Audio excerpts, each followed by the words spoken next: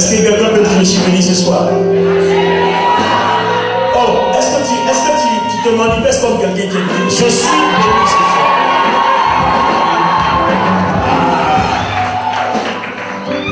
Je suis béni ce soir.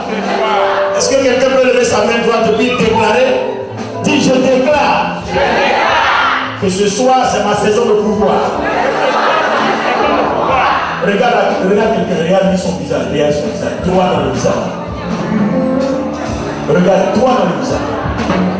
Et puis dis-lui, ce soir, c'est ta saison de pouvoir.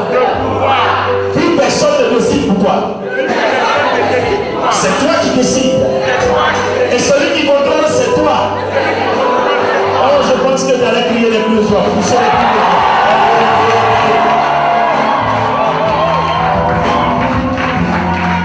Que Dieu te bénisse, merci de t'asseoir. Gloire à Dieu. Alors, on va rentrer dans les Écritures. Je vais demander à 3 personnes de me prendre 3 passages que nous allons décortiquer en quelques 15 ou 20 minutes et puis nous allons entrer en prière. Le premier passage, c'est 2 Chroniques, le chapitre 25, verset 8. 2 Chroniques, chapitre 25, verset 8. Allons-y, lecture.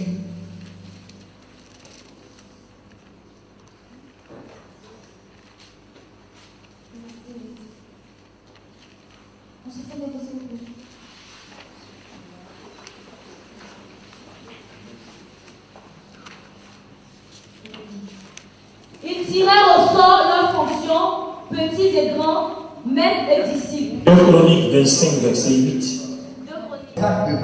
Si tu vas avec eux, même si tu es tout puissant, Dieu te fera si tu vas avec eux, si tu décides d'attaquer leur vie, même si tu es puissant, même si tu as toutes les armes,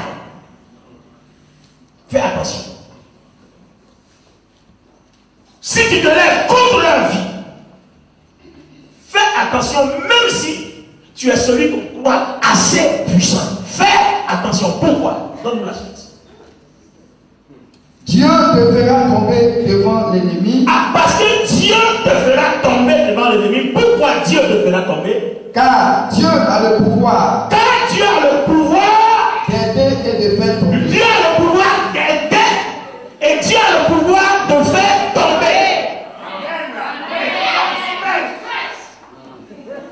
Si tu te lèves contre un chrétien, si tu te lèves contre quelqu'un qui a donné sa vie à Jésus-Christ, fais attention, parce que Dieu qui est avec lui a le pouvoir de te faire tomber, parce que Dieu peut l'aider à te faire tomber. Et lui, regardez bien, je suis en train de me rendre compte qu'en fait, il y a celui qui a une grande force. Il y a celui qui a une grande armée, et puis il y a celui qui décide. Oh, je n'ai pas entendu. Amen. Est-ce que le verset n'est pas clair? Le verset n'est pas clair. Si tu vas avec eux, fais attention. Parce que l'Éternel qui est avec eux est celui qui décide. Quand il décide, il a le pouvoir de te faire tomber, même si tu es puissant, même si tu es fort, même si tu es riche, même si tu as tout, Dieu a le pouvoir de te faire tomber. Amen. Dieu est en train de dire à un enfant de ne plus jamais avoir peur de celui qui se croit puissant, qui se dit puissant ou se dit fort. Je suis en train de comprendre à travers la Bible qu'il y a une seule chose que je dois craindre, celui qui a le pouvoir de décider, le pouvoir d'aider, le pouvoir de faire tomber. Jésus dit, n'ayez pas peur de celui qui peut tuer le corps, mais ayez peur de celui qui peut décider de la destinée de ton âme, soit en enfer ou au paradis. Je pensais que tu allais dire Amen.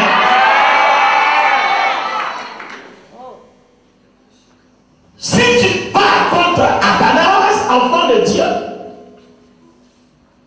Si tu vas contre le prophète de l'Éternel, fais attention, parce que Dieu qui a le pouvoir de décider est avec lui. Même si tu as raison, Dieu peut décider de te faire tomber. Alléluia. C'est pour ça que la Bible dit que 1000 tombent à ton côté, 10 000 à ta droite, tu ne seras jamais à terre. Parce que Dieu qui a le pouvoir d'aider est.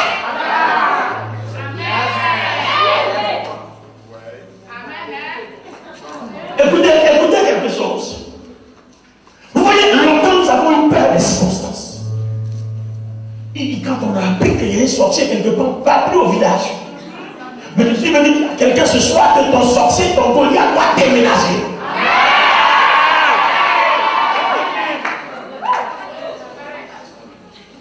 Je suis venu dire à quelqu'un que la pauvreté contre ta vie doit déménager. La maladie qui t'empêche d'être ce que Dieu a décidé que tu sois doit déménager. Oh. Si tu vas contre eux, si tu vas contre eux, si tu te lèves contre ceux-là, ceux qui prient le matin, qui prient le soir, ceux qui ont donné leur vie à Jésus, si tu t'attaques à eux, fais attention parce que Dieu qui a le pouvoir d'aider est avec eux. Et Dieu a le pouvoir de te faire tomber.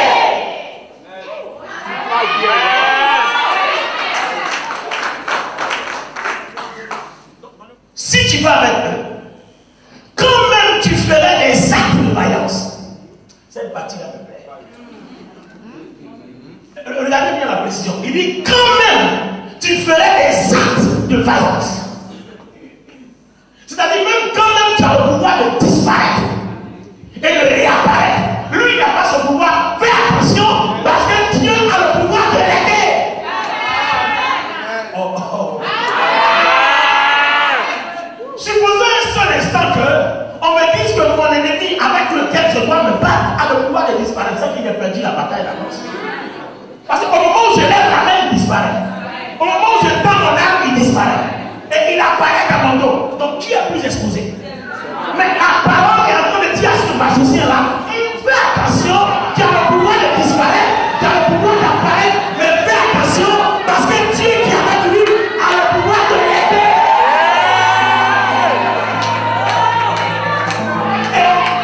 Et si Dieu l'aide, Dieu a le pouvoir de te faire tomber.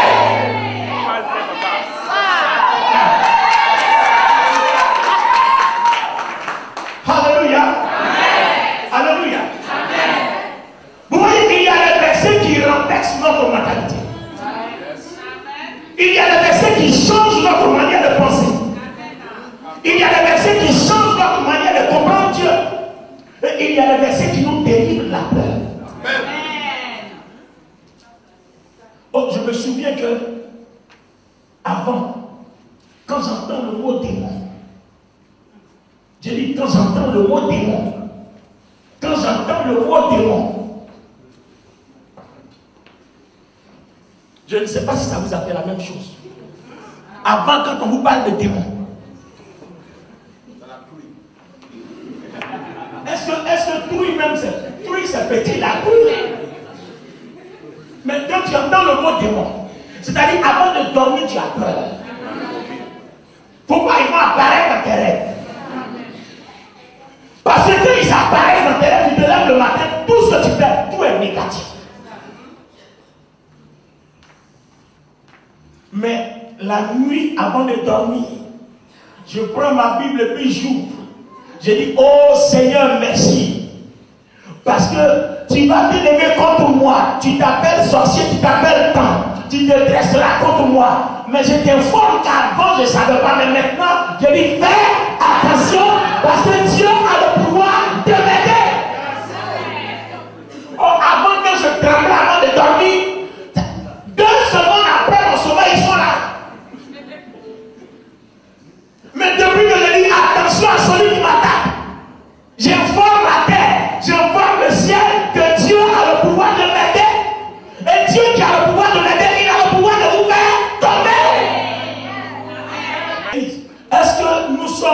train de comprendre que rien ne peut nous arriver si Dieu n'a pas donné son pouvoir à quelqu'un contre nous.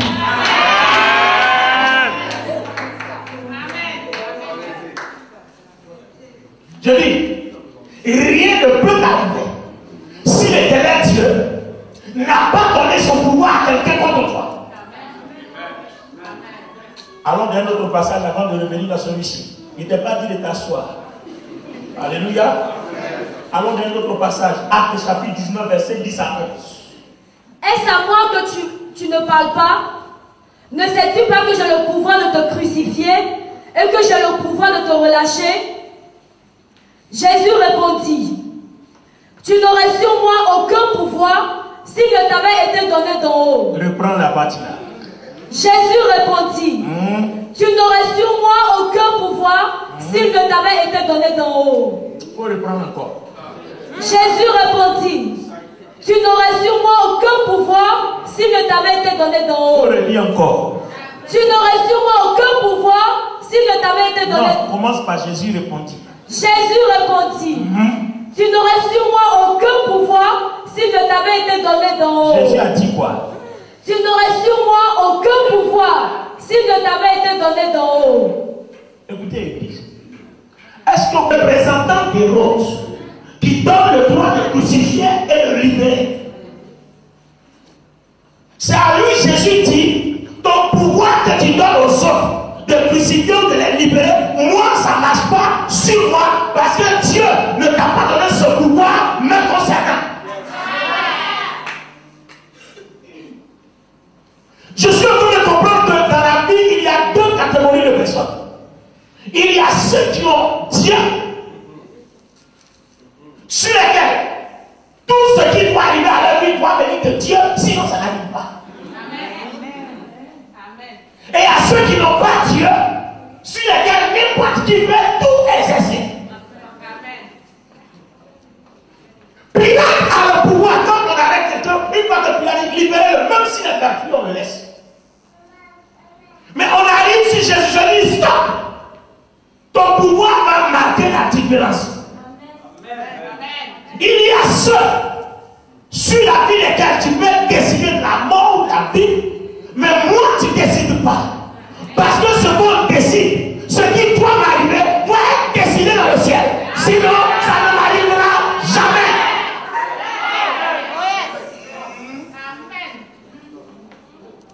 Je suis en train de parler à quelqu'un que aucun sorcier, aucun féticheur ne peut décider de ta vie. Je dis aucun. Personne ne peut prendre une décision sur ta vie et puis ça va se réaliser. Je dis personne. Je déclare que ton ministère est libéré au nom de Jésus. Pilate, tu décides sur certaines personnes. Mais sur moi, tu ne décides pas. Parce que moi, ma vie, c'est Dieu qui décide. Est-ce que Dieu t'a dit de décider? Pilate dit non, dis donc, tu n'as aucun pouvoir sur moi. Église, il y a un autre verset qui montre qu'il y a quelque chose même qui est plus important. Alléluia. Allons-y. Allons-y toujours dans les évangiles. On va lire quelque chose, vous allez voir. Jean 10, 17. Le Père même. Le Père même, ça c'est qui parle? C'est Jésus. Parce que je donne ma vie afin de la reprendre. Regardez bien, Jésus dit, personne ne me l'ôte. Personne ne peut ôter ma vie. Mais je la donne de moi-même. Je la donne de moi-même. J'ai le pouvoir de la donner. J'ai le pouvoir de donner ma vie. Et j'ai le pouvoir de la reprendre. Et j'ai le pouvoir de reprendre ma vie. Tel est l'ordre que j'ai reçu de mon Père. Voilà l'ordre que j'ai reçu de Dieu. Donc on est en train de comprendre pourquoi, même quand Satan prend des grosses formes, il frappe Jésus, Jésus le regarde et puis il ne parle pas. On dit qu'on met l'agneau qu'on a mis à la bouche, il n'a pas ouvert la bouche. Dis-moi, mais j'ai le pouvoir de... Ta danse que tu as commencé, moi, j'ai le pouvoir de la terminer. Commence à danser, mais c'est moi qui contrôle comment ça va finir. Oh, quelqu'un. Est-ce que l'enfant de Dieu comprend? Je ne sais pas comment tu t'appelles, qui tu es, comment ça va ce que tu as envie de faire. Mais on va commencer, décide. Parce que celui qui décide, c'est moi. Celui qui donne, c'est moi. Celui qui le prend, c'est moi. Celui qui va mourir, c'est moi. Celui qui va vivre, c'est moi. Donc commence, frappez-moi. Faites tout ce qu'on veut, mais c'est moi qui vais terminer. J'ai posé une question à quelqu'un. Depuis 1, 2, 3, tu cries, tu trembles, tu as peur. Toi là, qui décide pour toi? Si c'est ton père qui décide pour toi, tu es mort. Si c'est ta mère qui décide pour toi, tu es mort. Si c'est ton oncle qui décide pour toi, tu es mort. Mais si Dieu décide pour toi, reste tranquille. Je dis, si c'est Dieu qui décide pour toi, reste tranquille. Pourquoi? On va aller dans l'autre passage. Alléluia. Oh, j'ai dit Alléluia. À toi, Éternel, la grandeur, la force et la magnificence, l'éternité et la gloire. Car tout ce qui est au ciel et sur la terre t'appartient, à toi, Éternel.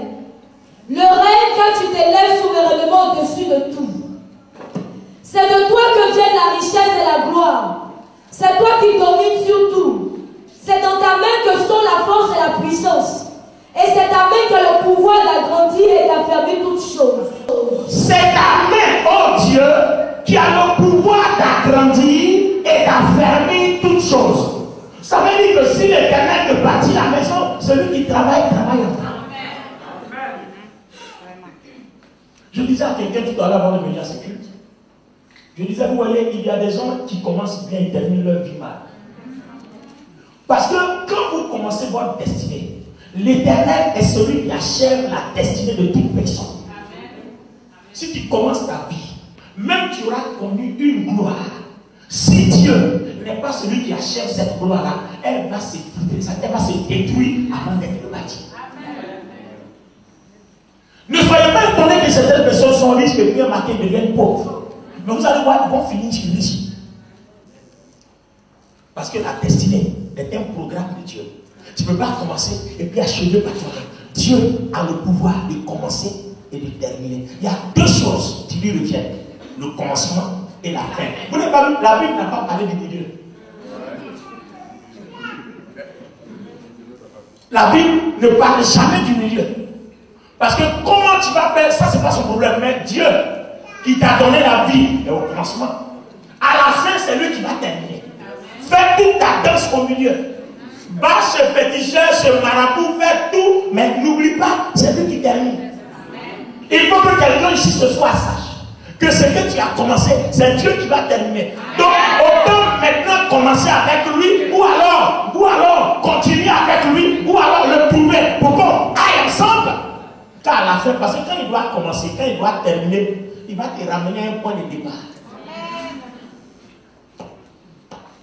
Alléluia. Il va te ramener à un point de départ. Dieu, il ne va jamais te laisser terminer. Même regardez bien, les gens qui ont les moyens, quels que soient les moyens que vous allez commencer quelque chose, mais à la fin, Dieu va mettre quelque chose.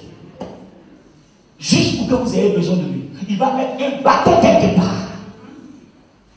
Les moyens sont là, mais il va bloquer les moyens. Pour que tout le monde dise c'est l'Éternel qui a terminé. Parce que celui qui termine, c'est pour lui la gloire. Alors, en ce moment précis, on se pose maintenant une question. Merci de vous asseoir.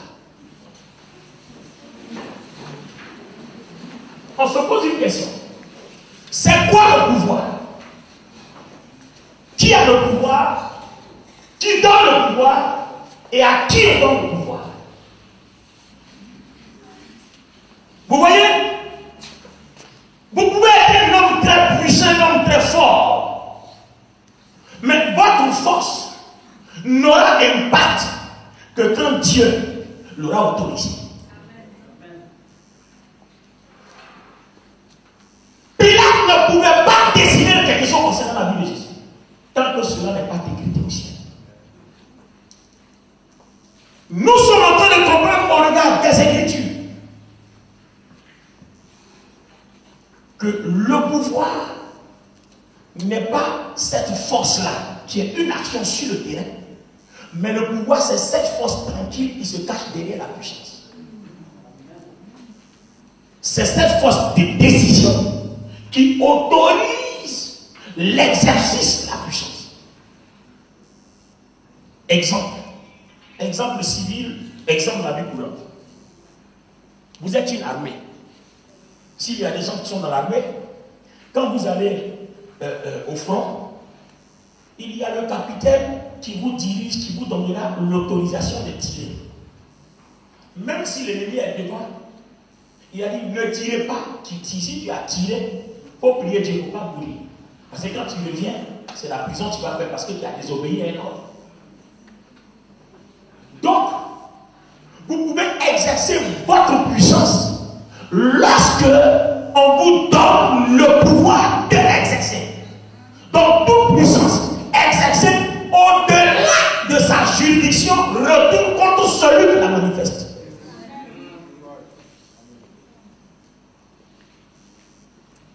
Il y a deux choses. Suivez-moi bien. Je veux m'arrêter là et puis nous allons rentrer dans un moment d'adoration. Parce que demain nous continuons. Regardez bien. Il y a le pouvoir et puis il y a la puissance. Pourquoi le président Obama, ayant des missiles nucléaires, des armes atomiques et tout ça, ne peut pas aller combattre la Syrie tant que le Congrès ne lui donne pas l'ordre?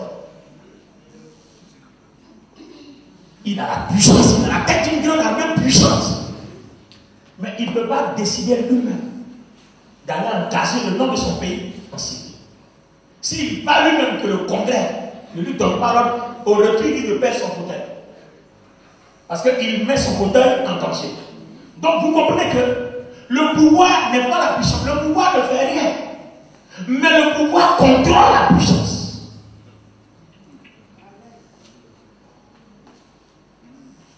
C'est-à-dire que tu dois avoir la puissance. Si le pouvoir ne dit rien, va faire. Tu vas ravager, mais quand tu es rien, toi-même tu es ravagé. C'est la raison pour laquelle celui qui tient la puissance, il sait qu'il n'est pas maître de la puissance. C'est-à-dire celui qui a le pouvoir est maître de la puissance et toi tu le gardes de la puissance. Alors regardez bien. La Bible dit dans Romains 11, 29 que Dieu ne se répand pas de son appel et de ses dons. Il a moins Satan, il a rendu puissant. Il y a des gens qui ont peur parce que Satan va m'attaquer. Mais Satan n'attaque pas un enfant de Dieu tant qu'il ne soit pas l'homme. Sinon il aura attaqué Job. Mais il allait d'abord dire, est-ce que je peux? On dit oui, mais touche pas sa vie. Et quand il est venu, il a fait exactement ce qu'il a.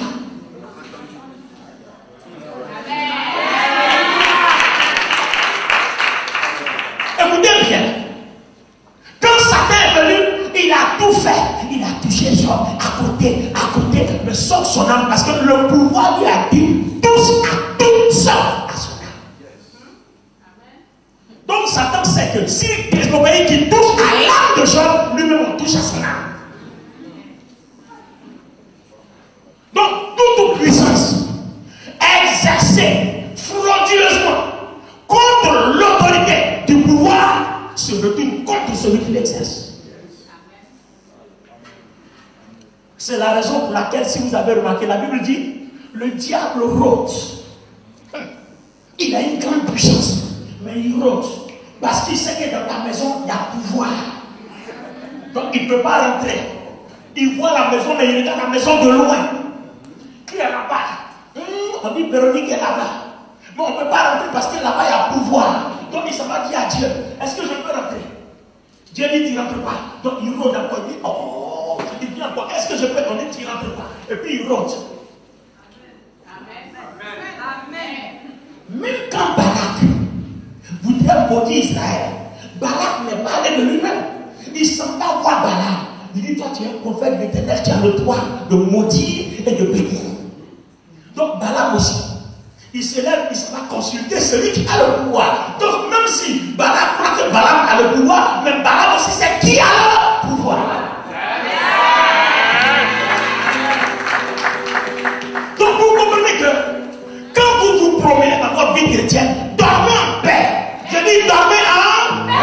Vivez en paix. Priez en paix. Parce que rien ne peut vous arriver tant que le pouvoir divin de l'Éternel ne l'a décidé.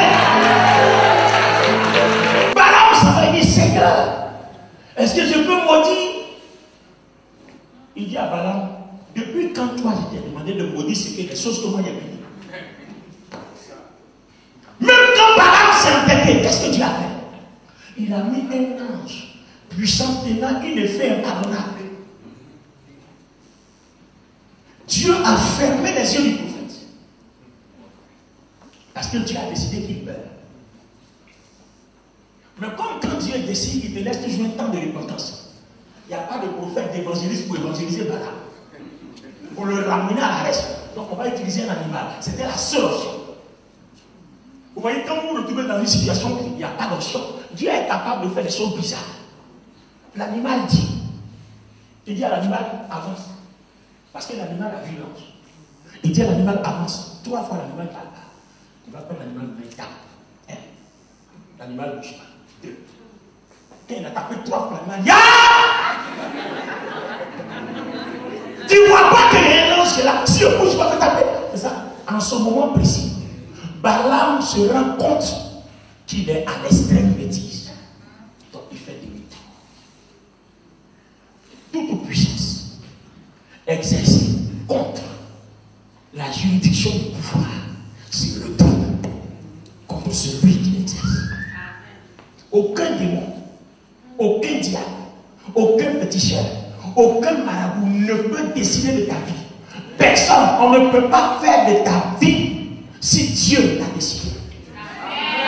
Notre problème, nous les chrétiens, c'est que Dieu est souvent déçu. Parce que là où on veut exercer le pouvoir, c'est là qu'on pleure. Certains chrétiens ont pensé que quand on pleure, souvent Dieu a pitié. Au contraire. Quand vous pleurez, vous irritez Dieu. Je vous informe aujourd'hui. Dieu n'est pas un Dieu émotionnel. Quand vous parlez de pouvoir, Jésus dit, vous avez vu Jésus pleurer à la croix. Marie pleure et dit pleure pour ton fils. On appelle les gens, on dit faut pleurer pour lui. C'est pour lui qui est là. Mais moi, j'ai le pouvoir de partir, j'ai le pouvoir de revenir. Laisse-les faire leur jeu. Mais l'affaire, c'est moi qui décide. Alléluia. Mais je sais que Dieu a dit une chose à l'église. Je vous ai donné le pouvoir.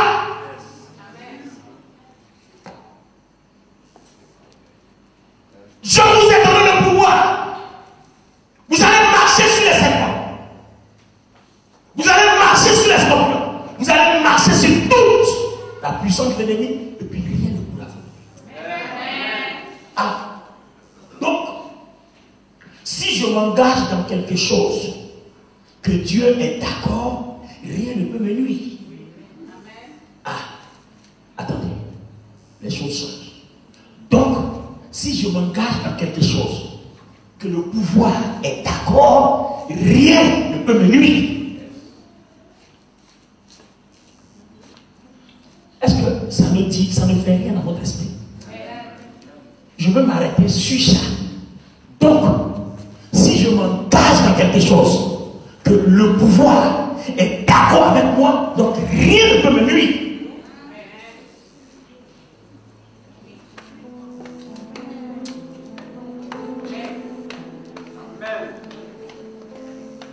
Donc, si je m'engage dans quelque chose, que le pouvoir est d'accord avec moi, rien ne peut me nuire.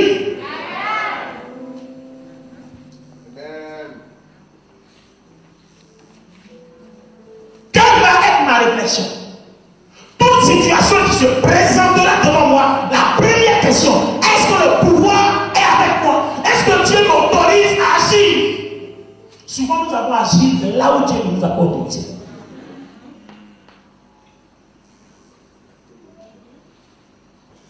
Oh, je connais l'histoire d'un pasteur. Il est allé jeûner 21 jours avant. Et la Bible dit, si vous avez la foi, vous allez déplacer les montagnes. Après les 21 jours, il voulait tester son domaine de foi et la capacité de la puissance qu'il a eu dans l'onction pendant 21 jours. Or, il a oublié que le jeûne ne donne pas l'onction. Ça aussi, c'est un autre thème à débattre.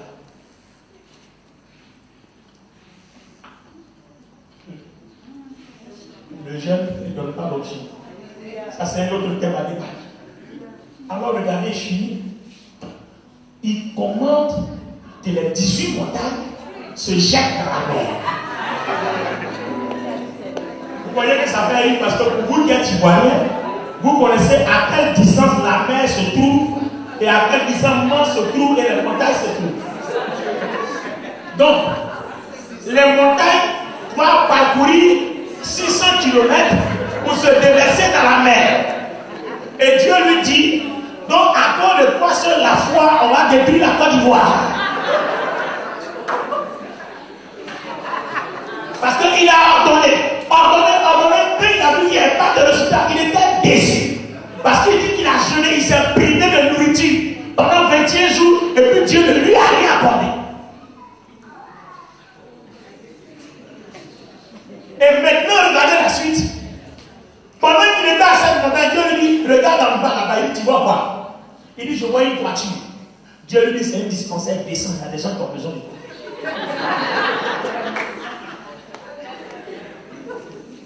Vous voyez un peu, la Bible nous donne le pouvoir, mais nous ne savons pas utiliser le pouvoir dans sa juridiction.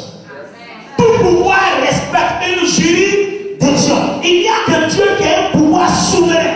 Mais quand Dieu te donne le pouvoir, c'est pour faire quelque chose de précis. Donc quand Dieu dit, je vous donne le pouvoir, mais c'est pour faire quoi? Il dit, marcher sur les serpents. Donc toi, il n'y a pas serpent, tu laisses serpent, et puis tu vas marcher sur la mer, tu vas t'enfoncer. On t'a dit de marcher sur serpent, commence à marcher d'abord sur les serpents avant d'aller déplacer les montagnes. Les serpents, c'est la maladie. Les serpents, c'est la pauvreté. Les serpents, c'est la mort. Les serpents, c'est la sorcellerie. Les serpents, tout ce qui est venimeux, qui est souci, capable d'arrêter ta vie, c'est sur ça que ton pouvoir t'autorise à marcher. Donc, au lieu de marcher, on va attaquer ici, là. C'est pas ici que tu pleures. Ah bon? Voilà tout le problème de l'église. Un jour, les sorciers là se sont trompés.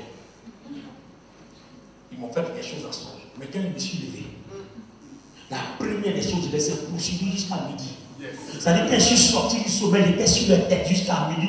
Depuis ce jour, ça fait près de combien d'années? Je ne les ai plus vus. Parce que toute puissance qui s'exerce, si Dieu t'a pas donné le droit, ça doit retourner contre toi. Qui t'a autorisé à rentrer dans mon rêve? Qui t'a donné le pouvoir de rentrer dans mon rêve? Qui t'a donné le pouvoir d'attaquer mon examen? Avant là, je ne savais pas. Mais maintenant, je sais. Qui t'a donné le pouvoir d'attaquer mon mariage? Qui t'a donné le pouvoir d'attaquer mon foyer? Qui t'a donné le pouvoir d'attaquer mon travail? Tu es venu attaquer ma promotion. Qui t'a donné le pouvoir? Hey!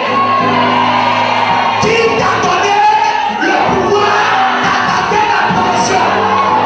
Je dis, qui t'a donné le pouvoir d'attaquer mon enfant? Qui t'a donné le pouvoir d'attaquer à ce qui m'appartient? Hey! Je dis, qui t'a donné? Dis à ton sorcier, qui? Dis à la maladie, qui? Dis à la mort, qui?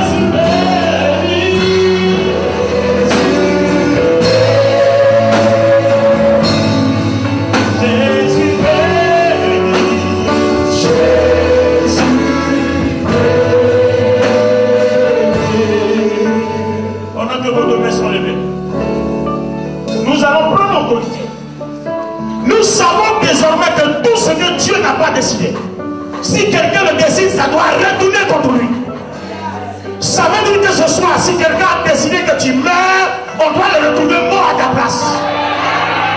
Parce que dans les lois de la Bible, si Dieu ne décide rien, celui qui décide contre toi, ça retourne contre lui. Nous le savons ce soir. Tu vas dire à la pauvreté, au célibat, à la malédiction, que Dieu ne t'a pas maudit. À partir d'aujourd'hui, tu es béni. Je dis à partir d'aujourd'hui, tu es béni. La Bible déclare qu'un homme ne reçoit que ce qui lui a été donné du ciel. Tu n'as pas reçu le sida du ciel. Le sida doit partir. Tu n'as pas reçu le cancer du ciel. Ça doit partir. Dieu ne t'a pas donné la mort en héritage, mais la vie. La mort doit partir. Si une maladie doit te tuer, tu dois lui dire, Dieu ne m'a pas donné la mort en héritage, mais la vie. Jésus dit, c'est mon héritage. Il est le chemin, la vérité et la vie. La mort doit partir. Oh, commence à déclarer, commence à déclarer. Commence à déclarer, commence à déclarer. Fais-le avec toute l'autorité que tu as. Priez, priez, priez.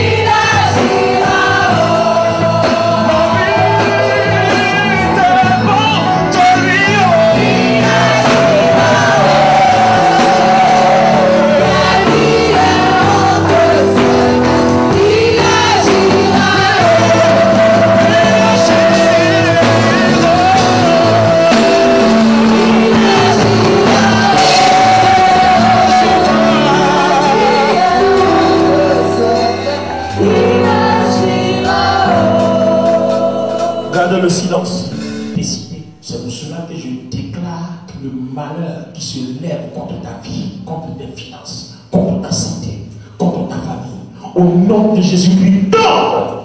Amen.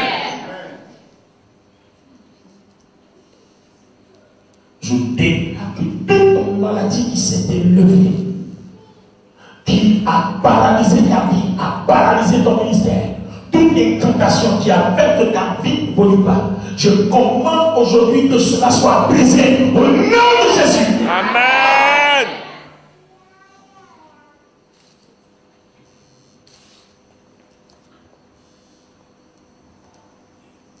Dieu ordonne et tout obéit. Même le diable ne travaille pas sans l'ordre de l'Éternel. Chrétien, Église comprend. Celui que tu appelles diable ne travaille pas sans l'ordre de l'Éternel. Je suis en train de dire à quelqu'un que le diable même sert Dieu. Il ne fait rien que Dieu n'ait autorisé. Et quand Dieu autorise, il a une raison valable. Il a autorisé le cas des gens pour voir s'il est véritable adorateur. Je déclare la grâce sur toi ce soir. Je déclare la paix sur toi ce soir. Que le pouvoir que tu as choisi